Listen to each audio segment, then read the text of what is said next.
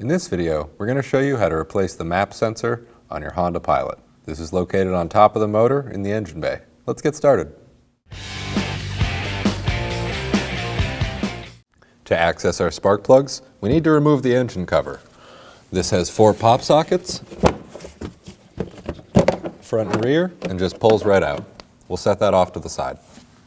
To remove our map sensor, we need to undo the electrical connector. We're just going to push in on the tab.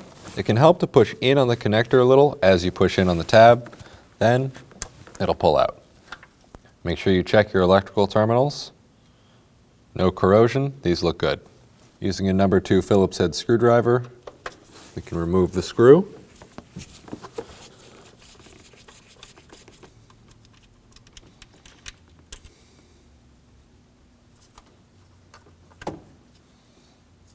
And there's our map sensor.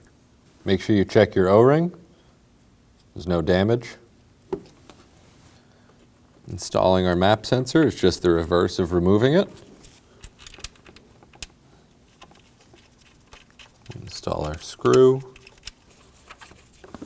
I like to press down on the map sensor as you tighten, and this doesn't need to be too tight, it's just going into plastic.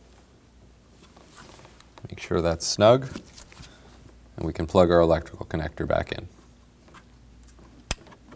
Make sure you hear a click, and if you don't, make sure it's fully seated and doesn't come unplugged. Now we can go ahead and reinstall our engine cover. I like to find each grommet on the underside with a finger.